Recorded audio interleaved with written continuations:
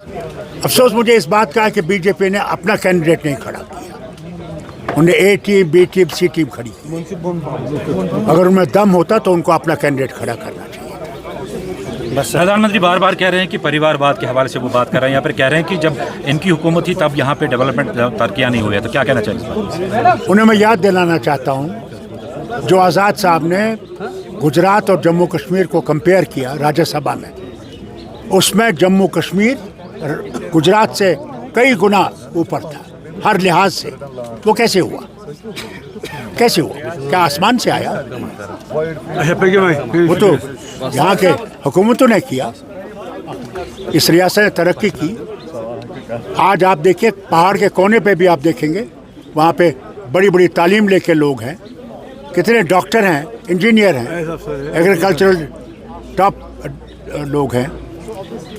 हर चीज़ में हमारे बच्चे देखिए दुनिया के हर कोने में है। वो कैसे हुआ?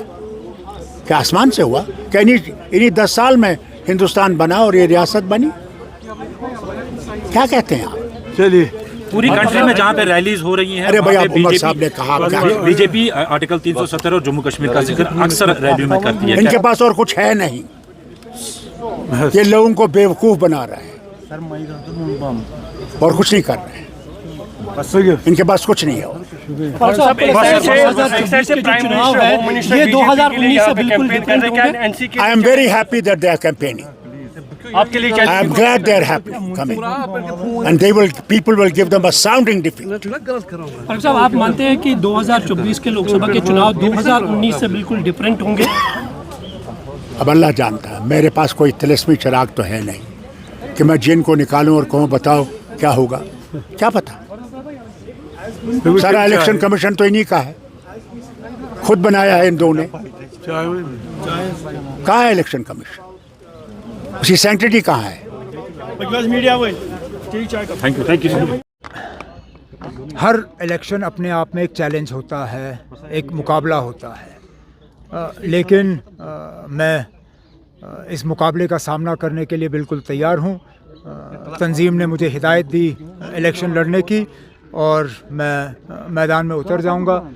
जहाँ तक पिछले दिनों तरुण चुग साहब की जो मीटिंग हुई, मैं बेहद शुक्रगुज़ार हूँ तरुण चुग साहब का, क्योंकि जो अभी तक हम दबी अल्फाजों में कह रहे थे उन्होंने सारा जो है लोगों के सामने खुल्लम खुल्ला कर दिया है।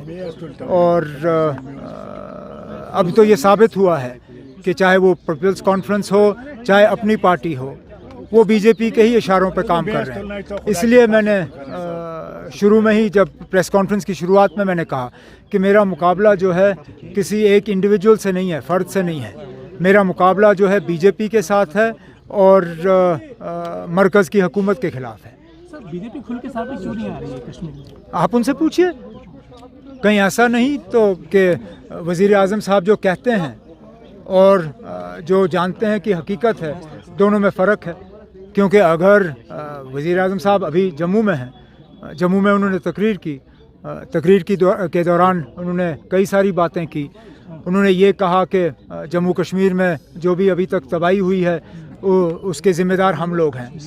मैं एक सेकंड के लिए इस बात को छोड़ देता हूँ अलग कि 3000 से ज़्यादा नेशनल कॉन्फ्रेंस के जो हैं वर्कर, नेशनल कॉन्फ्रेंस के मेरे सीनियर साथी वो कुर्बान हुए इस मिलिटेंसी के दौरान। वो इसलिए कुर्बान हुए क्योंकि हमने मुल्क का साथ नहीं छोड़ा।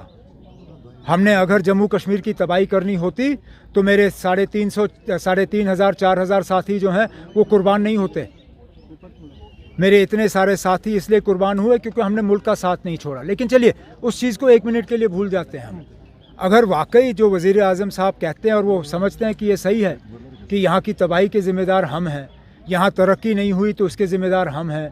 2019 के बाद लोग बेहद खुश हैं। 2019 के बाद लोगों ने तरक्की देखी, लोगों ने रोज़गार देखा, लोगों को अंधेरे से निकाल के एक रोशनी की तरफ वो ले गए। तो उम्मीदवार उतारे ना मैदान में। बीजेपी का उम्मीदवार क्यों नहीं उतर रहा है? तरुण चुग साहब को पीपल्स कॉन्फ्रेंस या अपनी पार्टी की मदद लेने की ज़रूरत क्यों? वो पीछे से क्यों रस्सी लगाम पकड़े हुए हैं? मैदान में उतारें अपनी तीनों उम्मीदवार। हम भी देखें कि वज़ीर आज़म साहब की तकरीर। पीएजीडी कभी इलेक्शन के लिए नहीं बनी थी। हम कम से कम मैं नेशनल कॉन्फ्रेंस की बात करूं, हम नेशनल कॉन्फ्रेंस वाले पीएचईडी में सीटों के लिए नहीं आए थे। हम पीएचईडी में आए थे एक बड़े मकसद को हासिल करने के लिए। अब अगर पीएचईडी में कुछ लोगों ने शमूलियत की सीटों के लिए, तो ये सवाल आपको उनसे करना होगा। हम सीटों के लिए नहीं आए थे। हमने सीटों का जो है हमने पीएचईडी को सीटों के मतलब बंटवारे का जो है एक ज़रिया नहीं बनाया। जहाँ तक पार्लियामेंट के इलेक्शन की बात अगर हम करें, देखिए ना, आपको डीडीसी के इलेक्शन याद हैं, मुझे तो अच्छी तरह से याद है। हमने डीडीसी के इलेक्शन में एक फार्मूला इख्तियार किया। फार्मूला के तहत हमने ये तय किया कि 2014 के जो असेंबली के नतीजे हैं, उन नताइज के बुनियाद पे हम डीडीसी के मैंडेट बांटेंगे। जहाँ पे पीडीपी या पीपल्स कॉन्फ्रेंस के एमएलए जीते थे, वहाँ पे डीडीसी के उम्मीदवार वो उतारेंगे। जहाँ नेशनल कॉन्फ्रेंस का उम्मीदवार जीता, वहाँ से नेशनल कॉन्फ्रेंस का जो है डीडीसी का उम्मीदवार उतरेगा। हमने पार्लियामेंट में भी वही फार्मूला इख्तियार किया। जहाँ 3 नेशनल कॉन्फ्रेंस के उम्मीदवार जीते, वहाँ 3 नेशनल कॉन्फ्रेंस के उम्मीदवार पार्लियामेंट का इलेक्शन लड़ने के लिए आए। जहाँ पे बीजेपी जीती थी, उन सीटों पे हमने बहस की। कांग्रेस ने वो तीनों सीटें अपने पास रखी। तो इसमें हमारा क्या कसूर है ना? जम्मू कश्मीर नेशनल काउंसिल लोगों के पास लेके क्या जाएगी इस इलेक्शन में क्या कुछ लोगों के पास लेके जाएंगे? आप इंतज़ार करिए, हमारे जलसों में आइए, आपको खुद ब खुद पता चलेगा हम लोगों के पास क्या लेके जा रहे हैं। हम इंडिया अलायंस का एजेंडा लेके जा रहे हैं, हम अपना एजेंडा लेके जा रहे हैं। हम दिल्ली की जो तानाशाही रही है उसके खिलाफ लोगों में जा रहे हैं। जो लोग जम्मू कश्मीर के लोगों को बेइज्जत किया गया 5 अगस्त 2019 के बाद, हम उसको इलेक्शन में लेके जा रहे हैं। जो हमारी शनाख्त, पहचान, हमारी निशानी, हमारा वकार, सारा कुछ हमसे छीना गया, हम उसको लेके मैदान में जा रहे हैं और उम्मीद करते हैं कि हमें लोगों का सपोर्ट हासिल होगा। इलेक्शन के दौरान कंपटीशन कैसा रहेगा और अगर आप इक़्तिदार में आते हैं तो क्या कुछ लोगों को नया देखने अब इस इलेक्शन में हमें इक़्तिदार की कोई उम्मीद नहीं है, क्योंकि हम सिर्फ 3 सीट पर लड़ रहे हैं। अगर अब पार्लियामेंट जो है वो 5 से ज़्यादा सीटों पर जो है वो तैनात होती है, हमारे 3 सीटों से इक़्तिदार में कोई ख़ास तब्दीली आएगी नहीं। इक़्तिदार वाली इलेक्शन जो है वो अगस्त सितंबर में होगी। उस दौरान आप मुझसे ये सवाल करिए, मैं इस सवाल का उस वक्त जवाब दूँ। से बात होती है, पॉलिटिकल स्टैंडिंग के हवाले से बात होती है। और इस वक्त रियासत जम्मू कश्मीर की जो हैसियत है, जो हमसे हमारे आइनी हुकूक छीने गए, राइट छीने गए, डिग्निटी छीनी गई, हमारा विकार छीना गया और वो हमारी मर्ज़ी के बगैर छीना गया। सबसे बड़ा मैनिफेस्टो ये है कि हम अपनी डिग्निटी के लिए बात करें, अपने हुकूक के लिए बात करें, आइनी राइट्स के रिटर्न के लिए बात करें और उसके लिए कोशिश करें। तो पार्लियामेंट इलेक्शन हमेशा बाय एंड लार्ज ऐसे ही आइडियोलॉजीज़ पे लड़ा जाता है और वही हमारा इस वक्त भी मैनिफेस्टो है। डेवलपमेंट के हवाले से in the process of campaigning हम बात करते रहेंगे। आगा साहब, आपने प्रेस कॉन्फ्रेंस में भी कहा कि आपको लगता है कि एक लार्जर प्लेटफॉर्म आपको मिलेगा, जिस तरह का पॉइंट ऑफ व्यू आपका था, नज़रिया आपका सोच का था, क्या आपको लगता है कि वो एक पार्लियामेंट में आप बेहतर तरीके से आप वो बयान कर सकते हैं? पार्लियामेंट तो बात की बात है। मैंने कहा कि मेरे लिए प्लेटफॉर्म ये है कि मैं लोगों तक पहुंच के वो बात कर सकता हूं और लोगों से कनेक्ट करके उनकी बात फील करके उनकी बात को एक्सप्रेस कर सकता हूं। फिर अगर उनको सही लगा और उनके लोगों के वोट से अगर पार्लियामेंट में जाने का मौका मिला, तो बज़ात खुद एक प्लेटफॉर्म है जहाँ पे ये बात करनी ज़रूरी है। और जब जहाँ पे ही ये बात होनी चाहिए तो इंशाल्लाह वहाँ पे ये बात पहुँचाई जाएगी और पूरी सेंटिमेंट्स के साथ, पूरे जोर के साथ पहुँचाई जाएगी। ऐसा अंदाज़ा लगाया जा रहा है कि श्रीनगर से शायद सैयद अल्ताफ़ बुखारी कंटेस्ट करेंगे, जिनके पीछे पूरा बीजेपी का सपोर्ट रहेगा। किस तरह का कंपटीशन देखते हैं?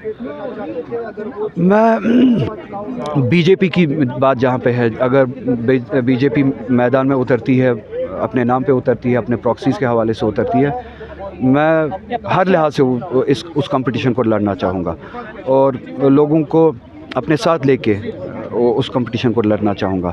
बाकी और कहीं पे कंपटीशन नहीं है। ये हम सब यहाँ पे अपने हालात को फील कर रहे हैं।